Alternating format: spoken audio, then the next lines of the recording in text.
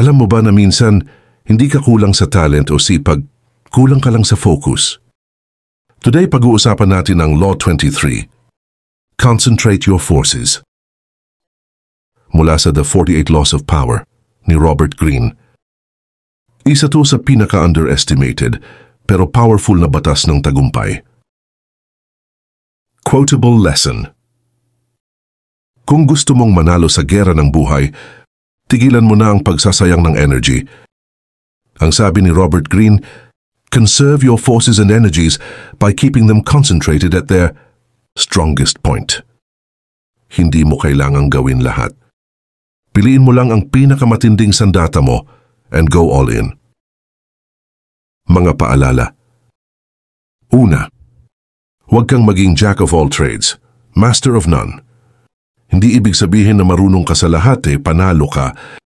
Minsan, nakakasira pa yan sa momentum mo. Pangalawa, bawat kalat na galaw katumbas ay sayang na energy. Kung saan-saan ka kasi nakafocus, nauubos ka bago ka pa man makapagsimula ng tama. Pangatlo, kung saan ka magaling, dun ka mag-invest ng time, energy at resources. Mga dapat gawin, identify your core strength. San ka ba talaga magaling? San ka napapansin ng iba? Dun ka mag-focus. Eliminate distractions. Social media, side hustles na hindi aligned. Toxic relationships. Tanggalin mo muna yan kung hindi naman nakakatulong. Double down on what works. Kung may isang bagay na nagbibigay sa'yo ng results, ulitin mo, i-scale mo, pagandahin mo pa. Personal experience.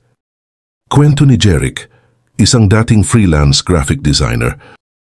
Dati, lahat ng project pinapatulan ko, weddings, logos, banners, kahit memes. Pero laging kulang pera, kulang tulog, kulang time. Hanggang sa na-realize ko, saan ba ako pinakakinukuha ng client?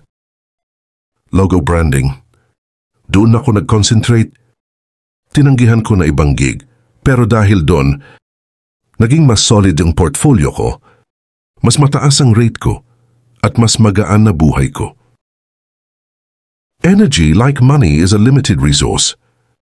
Spend it wisely and it will multiply.